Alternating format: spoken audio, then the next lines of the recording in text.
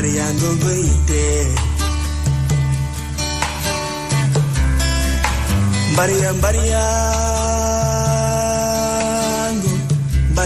mbariyango goite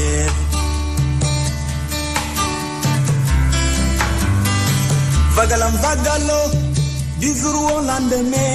nonu lay waye non lay waye wow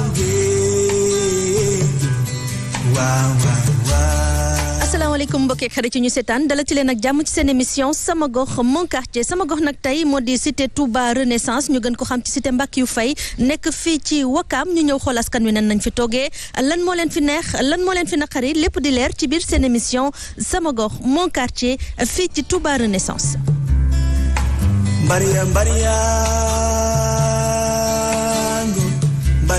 mbariyango goite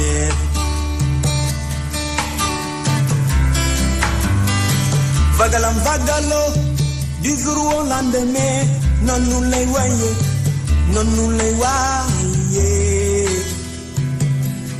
non lay waye wow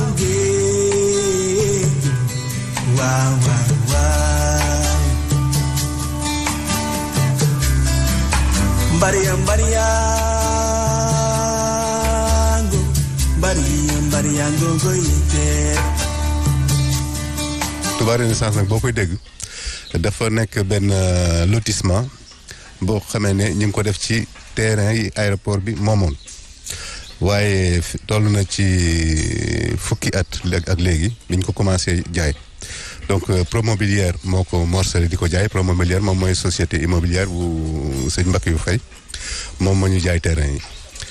yi nag ñi ko jënd ay particulier lañu am na aussi ay coopérative man mii ci coopérative Sonatel la bokkoon maak ñu toll ak fanweer ci samay moppandoo ñu jënd fi ay terrain bi ñu fi jëndee nag commencé di tabax man maa ngi sanc en 2015 donc mi ngi bëgg a yàgg ñu njëkk a sanc 2013 lañu fi ñëw boobu nag foofu fii dara nekk fi woon dara nekk fi woon cité bi di màgg ba toll fi mu toll nii tey donc association boobu ñu sosoon 2015 moo fi nekk di dund ba léegi bureau bi nag am na ñu changé ndax nit ñi suñuy sanc rek bëgg a jàpp ci liggéey bi parce que liggéey bu metti la ndax cité bi dafa yaatu da doon cité boo xamee ne lañ ñu diggoon ak liñ fi fekk du benn ba tax na jafe-jafe yi ñu ngi fi di gën a tar sëñ Mbackiyou Faye bi muy sos cité bi ci kayit yi maanaam acte de vente yi ci la bind Touba Renaissance donc xam naa lu tax ñu mor ko tuddee Touba Renaissance moom lañ ko war a mën a laaj pour mu wax ñu ko mais ñun suñu acte de vente yi Touba Renaissance la ñu bari sax cité Mbackiyou Faye lañ koy dàkkantale ndax moom lañ ko xamee mais kayit yi daal Touba Renaissance lañ ci bind moo tax bi ñu créé association bi war a méngoog yoon moo tax ñu tuddee ko association des résidents et propriétaires de Touba Renaissance mais ñu bari fii boo jëlee taxi boo ñëw fii boo waxee cité Mbackiyou Faye da nga xam fan la waaye boo waxee Touba Renaissance dañu xam fan la. ci Touba Renaissance nag ñu gën ko xam ci cité Mbackiyou Faye askan wala ñuy jooytu bokk na ci tali yoo xamante ni nañu ko defaree baaxul ci seen gis-gis yooyee tali sax nañu ko xóotalee nag tax ba dugg seen i garage doon ni jafe-jafe. defe naa bu ñuy wax sax dafa mel ni tali bi lu ñu promettre la en plus. mais si suñu contrat si notaire dafa am benn paaru xaalis boo xam ne c'était destiné pour tali bi wala assainissement bi wala espace public bi nekkul loo xam ne def nañu boo leen ma defalee lii dinaa leen ko neexalee donc loolu il faut mu leer. tali ba mu ko war a defar yàgg na defaru ko ñu wax ba sonn bind ba sonn ba 2019 2017 mu recevoir association am ñu dem toog waxtaan 2018 plutôt ba ñu waxtaanee mu ne ñu man de dinaa defar seen tali yi waaye damay xaar liggéey bi jeex ñu ne ko nag liggéey bi du mës a jeex ndax particulier fi jënd terrain saa yu la neexee la ñuy commencé tabax coopérative yi jënd terrain saa yu la neexee la ñuy commencé tabax kon nag mënuñoo xaar ba liggéey bi jeex mu ne ñu bu boobaa man dinaa leen defar seen tali bu yàqu nag yéen a koy defal seen bopp ñu ne ko d'accord nañ si defaru ko ba dañ ko mujj yóbbu yoon fin 2019 ñu daan ko ne ko na defar tali yi ni mu gën a gaawe xam naa nag loolu neexu ko ba tax na liggéey bi gis ngeen ni mu demee liggéey bi dara baaxu ci ndax ñam ko dénk dañoo mënul kenn xamul fu ñu jóge ñoom dañoo ñëw rek luye seen benn camion luye seen benn ndaraan commencé di xoos cité bi nag mbedd yëpp xoos nañ leen ba xool fii nit ñu bari mënatuñoo dugg seen garage ndax dafa xoos mbedd yi doog a teg espèce u goudron bi ni mënoo jaay ay nit ne leen dama leen di defal ay tali ba pare ñëw bàyyi leen ci suuf su xonq ñu xeex ko am ko nga ñëw indi suuf su xonq sotti ci lu ñuul dem sa yoon. D'ailleurs notaire yi am nañ ci benn part de responsabilité bu mag a mag parce que ñoom seen bopp xaalis boobu bu ma jànguma sama xam-xam màccul ci mbiru droit affaire immobilier mais sama collègue yi mën nañ ko témoigner xaalis boobu normalement destiné au bitumage et autres notaire yi waruñ ko woon génnee tant que amuñu preuve ne que kii dina commencer liggéeyam d'ailleurs am nañu ay cités voisines yoo xam ne ñu ngi bitumer parce que am na benn xaalis boo xam ne notaire yi dancanoon leen ko ñu complété ñoom pour mun a def li nga xam ne moom lañ bëgg mais xam nga ne lañ ñu fi defal nii sagaru lii te def naa lii sax gis nga nekk du tali bu ko waajee zoomé dañ ko gis. déjà dem nañ ci yoon boo daan ko benn yoon sur le plan juridique par rapport à tali yi. lu jëm ci wàllu réseau électrique bi ñoom nee nañu sous terre lañ leen waxoon waaye tey ji gis nañ ñi mi ngi taxaw ci ay poto waaye itam ñu ciy wéy di am yi jafe-jafe. ba ñuy jaay terrain yi nag dañoo ñoo jaayoon benn réseau électrique bu nekk ci suuf loo xam ne dañ koo suul waaye réseau bi mujjul a baax ndax dafa am ay problèmes yi dul jeex ba ci gannaaw ga la ñu monté fi benn association pour jéem a jublu ci jafe-jafe yooyu yëpp ñu amoon 2015 laay wax de. ci la ñu dugg ak génn ba ñu defal ñu réseau électrique bi mu nekk nii ci kaw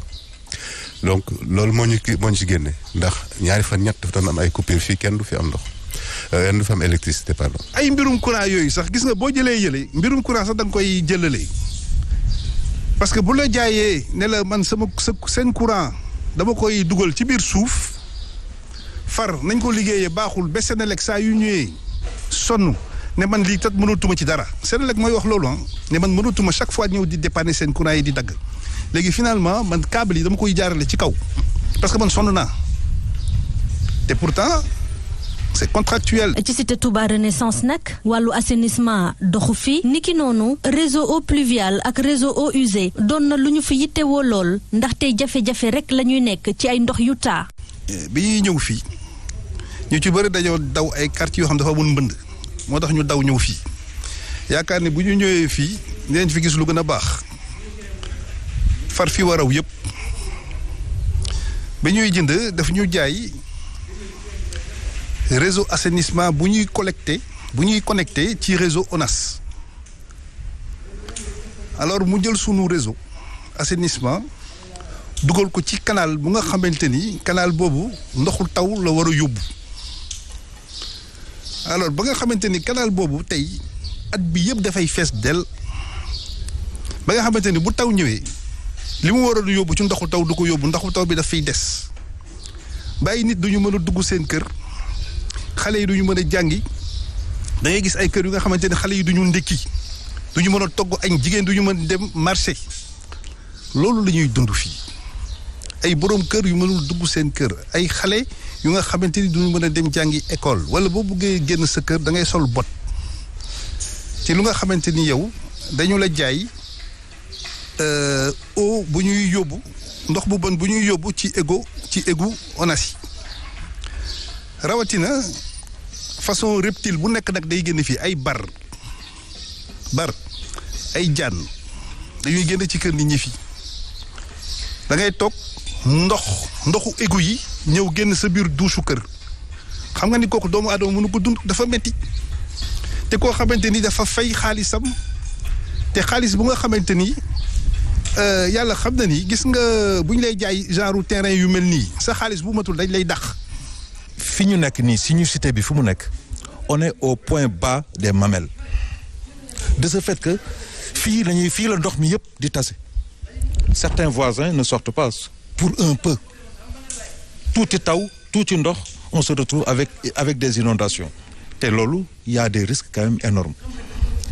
jël sunu cité gas ko ba mu xóot ba nga xamante ni amatul tey benn ndoxu taw buy wàcc fii mën a génn cité bi amul ndoxu taw yi bu ñu ñëwee fii la ñuy tag fii encore donc loolu dafa métti kenn mënatu ko dund te pourtant kat ki nga xamante ni moo ñu jaay fii muy Mbackiyou Faye moom ay kayitam boo ko gisee am na certificat de conformité ah oui gars yi signé leen ko certificat de conformité kayit yaa ngi fii ne ko yow sa assainissement baax na sa tali baax na sa lépp baax na kon mën nga commencer du di sa jaay mais loolu ça pose un problème. D'ailleurs, il fut un moment bu ñuy wax assainissement il fallait nga wax code de l'eau code de l'urbanisme et cetera mais en 2009 gouvernement du Sénégal dafa jël benn loi pour mettre en place le code de l'assainissement c'est-à-dire pour joxe benn importance ci assainissement ndax parce que assainissement suñu ko deful ci benn koñ day indi ay problème yëpp c'est relatif aux maladies et le Sénégal a pris des engagements par rapport aux bailleurs de fonds internationaux pour que ñu éradiquer certaines formes de maladies au Sénégal par exemple comme le paludisme mais pour mën ko éradiquer il faut un cadre de vie qui respecte en fait l'environnement. da doon cité boo xam ne boo koy xalaat ci njëlbeen da nga xalaat ne war na am ndoxu taw da nga war a xalaat ne kër yi danañu am ndox ba tax ñaari réseau moo war a nekk ci cité bu ñu assainir boo xamee ne jaar na yoon réseau d'eau pluviale ak réseau ndox yi jóge ci kër gi moom réseau ndox taw bi faalewu ko réseau ndox kër yi la def fii jël ko nag branché ko ci canal bi nga xamee ne moom moo wër cité bi ñaari canaux la benn mi ngi fële beneen bi ma nga fële ci bay dugg ci cité bi ñi nga xamee ne ndoxu taw dong la ñu waroon a collecté jël ko yóbbu ko Ngor mais cité bi ni muy yaatu yëpp ndox bu génn ci kër ci canal boobu ngay mujjee dal di dem Ngor canal bi loolu taxu ko woon a jóg cité bi màgg na benn paire màgg boo xamee ne réseau bi ñu fi def nii yaakaar naa ne attanatul kër yi fi nekk ak doomi aadama yi fi yeewoo ndax ñaari fan ñett regard yi bouché ñaari fan ñett ndox mi di ball ñaari fan ñett ñu nekk fi ñun di kurti pour seet nuñ ko réglé ndax buñ leen wooyee duñ ñu déglu buñ leen bindee duñ ñu tontu et loolu dañ see commencé sonn canal bi réseau bi dañ ko war a xoolaat càmbaraat ko ba defaraat ko mu méngoog li fi yeewu ci doomu aadama. nga fay sa alal ñu amel la ci àq boo xamante ni kenn xamul nu mu toll ci këru àddina boobu mooy benn bu njëkk bi xeet yu bon yoo weñ jaan bar loolu la gars yi di dund fii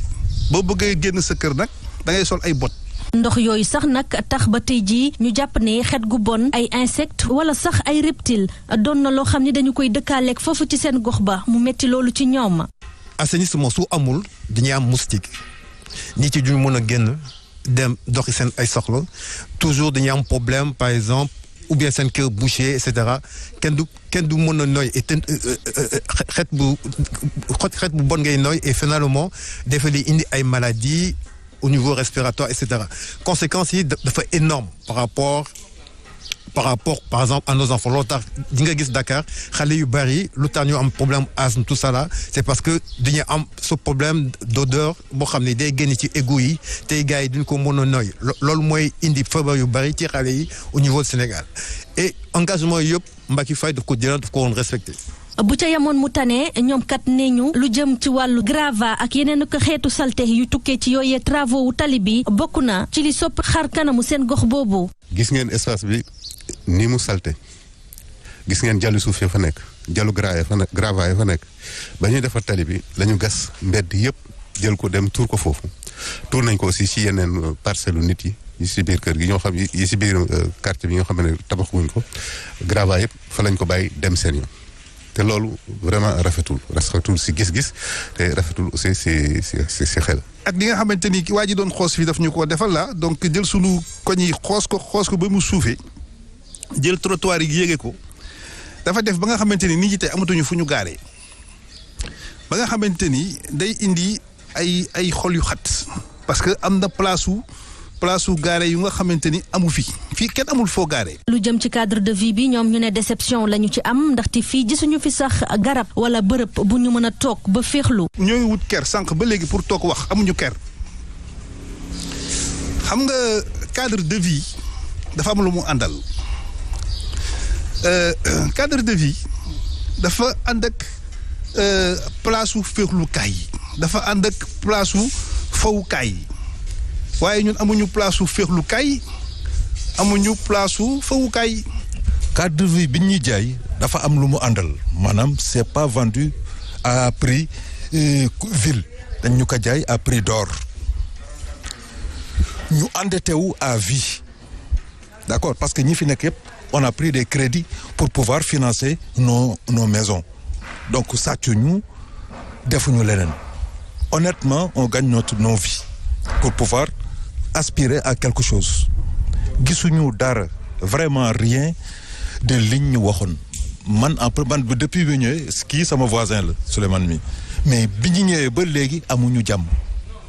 balaa ñuy joxe ay certificat conformité promoteur dañu war a xool si remplir na conditions yëpp parce que Sénégal ci politique état bi dafa mettre en place des objectifs millénaires pour le développement ci objectifs yi cadre de vie daf ci bokk te cadre de vie bi c'est pas seulement construction yi mais c'est tout l'environnement. wàllu ñàkk kaaraange doon na loo xam ne itam askanu cité Touba Renaissance daal dinañu ko joytu. koñ yi xat na xataay boo xamante ni tey bu fi lakk amoon pompier du ñu mën a dugg ndax xat na sew na jàddukaay yi rayon de couvre comme ni ñu koy waxee oto bu mag mënu fi jàdd ba nga xamante ni tey secours yi bu ñu waroon ñëw fii du ñu mën a jàppale kenn pour dimbali la loolu aussi c'est un sérieux problème. déjà tali tuuti na li ñuy dagg tuuti na mais kan moo autoriser les constructions aussi parce que su fekkee ni que déjà tali yi xat na ñu yokk ci bâtiment bi 1 mètre ci kanam fu ñu jëm. bu xool yi xatee mën nañ baare koñ yi ba nga xamante ni tey su fekkoon ni sax am na benn malade bu ñu waroon évacuer mën na fi indi ay problème moi je pense que code de l'urbanisme am na lu mu teg ci mbirum ay tali yu nga xamante ni gars yi dañu ko war a respecter quand même il y a un minimum dans ce pays voilà donc ça aussi c'est un sérieux problème bu gars yi di dund boo xamante ni ñun fii daf ñu sonal nañu trop ay koñ yu xat koñ yu gudd koñ yu nga xamante ni secours yi mënuñu fi egsi mënuñu fi dugg voilà. ñoom ñu jàpp ni lañ fa amoon ci ay espace public sax jamono ji gis nañ ni daal dinañu ko nag dagatee jaay ko te mu waroon doon ay école marché wala sax bërëbu féexlookaay. li ñu bëggoon ci koñ bi mooy suñu doom yëpp xamante mooy ñun li ñu vivre temps yi nekkee woon xale yi di duggante di xamante di am fu ñu foowee mais loolu lañ ñu jaayoon te ñun loolu moo ñu attiré woon ci koñ bi mais bi ñu ñëwee gis nañ ni que espace yëpp dagg nañ ko def ci ay kër. suñu doom yi amuñu fu ñu foowee amuñu sax ñun tamit fu ñu demee di doxantu wala di féexlu wala def ay créer ay activités sportives man maa ngi bokk ci commission wu ressources mobilisation de ressources ak organisation d'événements mais suñu organisation d'événements mais tey jii projet yi ñu am yëpp mënuñu ko matérialiser parce que amuñu espace buñ ko defee bëggoon nañ def ay club de sport. bëggoon nañu xale yi di xamante ñuy dem ay sorties mais yëpp mënuñu ko def parce que loolu amul ci koñ bi. xale yi tey amuñu fu ñu fawee alors bu ñuy lotir di jaay fii dañ la naan dafa am benn pourcentage boo xam dañ koy dajale pour def ko espace public. espace public yooyu ay pax yu nekkoon fii ci cité bi gars yi dagg nañ ko jaay ko moom ci morcellement boole na ko mu dagg ko mu jaay ko tey sunu doom yi amuñu fu ñu fawee. espace yi nga xam ne bi ñuy jënd terrain ñun ñëpp dañu ne fii kat da doon espace boo xam ne yéen a koy bokk bu ngeen bëggee école ngeen def ko ci bu ngeen bëggee jàkk ngeen def ko ci moom maanaam mooy espace yoo xam ne askan wi yëpp ñoo ko bokk. jamono di wéy mu jël espace yooyu